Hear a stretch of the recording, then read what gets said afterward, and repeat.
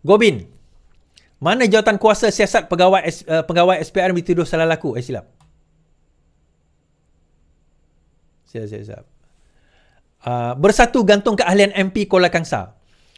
Jawatan kuasa lembaga disiplin bersatu menggantung keahlian MP Kuala Kangsar Iskandar Zulkarnain Abdul Khalid bagi tempoh 4 tahun berkuat kuasa semalam.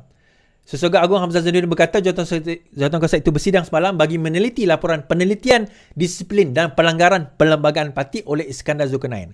Setelah diteliti dengan sehalusnya segala bukti dokumentasi, keseriusan kesalahan, implikasi serta impak kepada parti dan juga surat penjelasan daripada Iskandar, jawatan kuasa disiplin mendapati beliau bersalah di bawah pasal 22.1F Perlembagaan Persekutuan. Dalam masa yang sama, bersatu di Labuan juga telah pun ditukar kepada orang lain, telah ditukar kepada Faizal untuk menjadi pengarah ketua bersatu di Labuan yang juga menyokong PMX. Now, yang peliknya tuan-tuan, dalam masa yang sama PN mengatakan bahawa PN masih kumpul bukti lepas dakwa Iskandar diugut sokong PMX. Ketua Pemegang Hamzah Zainuddin berkata PN masih sedang mengumpul bukti segala maklumat berhubung dakwaan ugutan yang diterima ahli parlimennya supaya menyokong kerajaan perpaduan sebelum membuat laporan polis. Kita sedang mengumpulkan maklumat kerana kita mengambil gambar-gambar mereka yang berjumpa dengan kita. Kita nak tengok sama ada orang ini datang daripada mana. Dia mudah saja. Dia akan jawab saya buat ini kerana saya sayangkan Perdana Menteri dan Perdana Menteri boleh kata dia tak kenal orang itu. Biasa saja. Baik.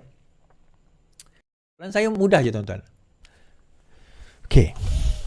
Hamzah, saya tengoklah live dia. Dia buat press conference tentang perkara tersebut. Dia kata bahawa kerajaan telah mengugut 2 orang ahli parlimen ini dan ada 2 ahli parlimen PN yang ditawarkan projek. Now, kalau Iskandar itu diugut, soalan saya, kenapa Iskandar digantung?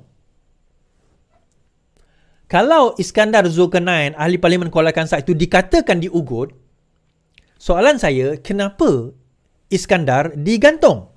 Kita baca tadi kan, kenyataan bahawa telah meneliti dokumentasi dan sebagainya, beliau telah melanggar peraturan. Dan perkara mengugut ni bukan perkara pertama tuan-tuan, saya nak cerita.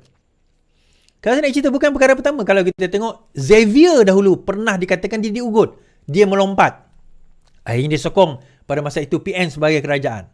Ada ahli parlimen termasuk almarhum YB Natrah yang meninggal baru-baru ini kerana kanser, juga mengatakan beliau pernah diugut. Dan siasatan ada dilakukan. Dibuat laporan polis dan sebagainya. Bukan diugut lah. Dia ditawarkan. Dia tak ada diugut. Dia ditawarkan duit jutaan ringgit. Walaupun pada masa itu mereka tak serius. Tetapi Gobin sendiri mengatakan, dan dalam press conference itu saya tertanya-tanya, 2 orang itu dikatakan diugut. Soalan saya, mana pergi 2 orang tersebut? Kenapa mereka tidak ada di dalam press conference tersebut? Soalan kita, kenapa mereka tidak ada di dalam press conference tersebut? Kemudian ada 2 orang ahli PN mengakui ditawar projek kononnya untuk sokong PM. Saya baca. 2 MP PN akui ditawar projek kononnya untuk sokong PN. Ahli Parlimen Kubang Pasu dan juga ahli Parlimen Besut. Pendedahan ahli Parlimen Tasik Gelugur Wan Saiful, ada beberapa ahli Parlimen PN ditawarkan jawatan dan projek, disahkan 2 ahlinya. Mereka adalah ahli Kubang Pasu dan juga ahli Parlimen Besut. Dr. Ku Abdul Rahman berkata dirinya dihubungi menerusi pesanan WhatsApp yang menawarkan projek pembinaan hotel di kawasannya. Saya dapat mesej daripada seseorang. Rupanya dia boleh teliti latar belakang kita dan kaji kawasan saya. Dia cadang nak buka hotel butik di kawasan saya di belakang Darul Aman Golf Club. Saya terus blok dia, katanya. Tawaran itu dipercayai untuk menyatakan sokongan terhadap terhadap PMX.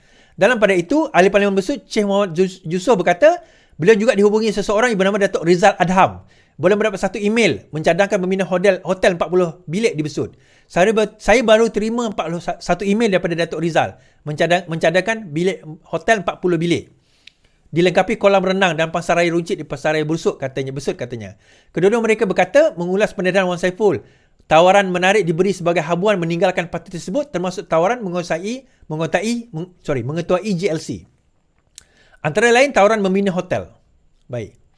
Now, Fahmi jawab, tiada keperluan kerajaan tawar projek untuk sokongan. Tiada keperluan untuk kerajaan menawarkan sebarang projek kepada ahli parlimen untuk dapat sokongan. Fahmi berkata, malah Perdana Menteri telah jelaskan bahawa beliau tidak langsung bertemu 2 ahli parlimen PN yang diumumkan sokong beliau baru-baru ini. Malah Fahmi berkata, pada waktu ini adalah cukup baik dan mencecah 149 ahli parlimen. Saya nak ulas lawan ini. Dia macam ni. Pertama sekali, berbeza dengan zaman PN memerintah, okay, pada masa itu 2-3 kursi je beza. So memang perlukan sokongan. So tawar-menawar itu, okay, itu kita kena faham. Sekarang ini ada 149 ahli parlimen telah menyokong PMX. Buat apa nak tawarkan projek? Buat apa nak so, okay, pertama sekali kalau kita baca tadi, yang ditawar, yang katanya dia dapat WhatsApp nak buat hotel, butik. Seorang lagi dapat email dia nak buat hotel 40 bilik. Tuan, hotel 40 bilik dengan hotel butik itu bukan tawaran daripada orang yang sokong PMX. Mungkin orang tu betul-betul ikhlas nak buka hotel. Tiba-tiba macam mana pula dia boleh kata ini adalah ini macam ni. Macam mana itu dikatakan tawaran untuk sokong PMX? Tuan-tuan, dia bukannya kata macam ni lah, Datuk. Saya bagi duit, Datuk buka lah hotel. Ataupun YB buka lah hotel. Saya bagi duit, YB buka lah hotel. Syarat dia sokong PMX. Bukan. Orang tu message, WhatsApp, mungkin email, saya berminat lah nak buka hotel dekat tempat YB. So saya nak tahu macam mana.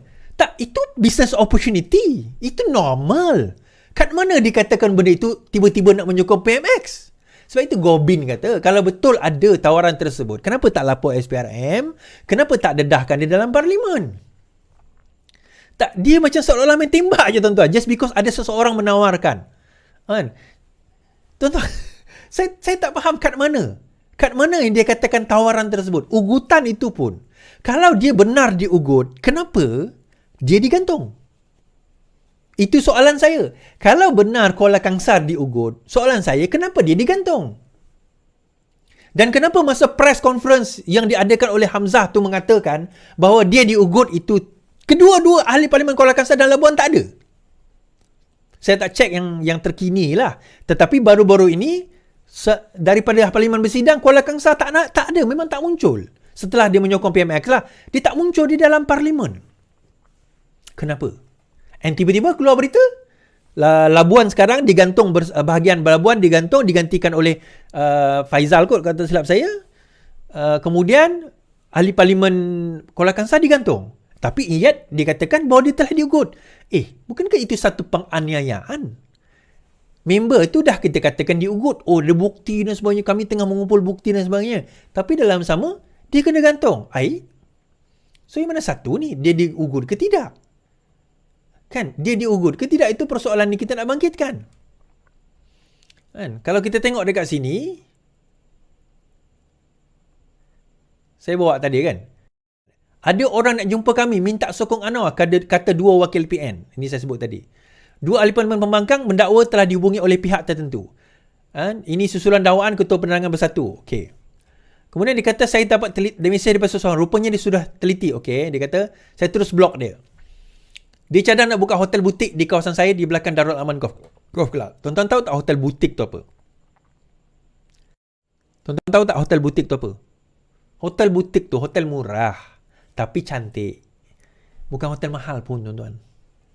A few million, mungkin few 100,000, million lah. Million dengan renovation semua, tak sampai 1 million kot. Tuan-tuan dah boleh buka dah.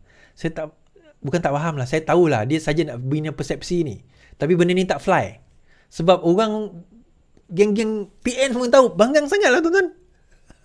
Banggang sangat lah benda ni. Kemudian PMX pun kata, 2 MP bersatu tak berunding dengan saya atau mana-mana menteri.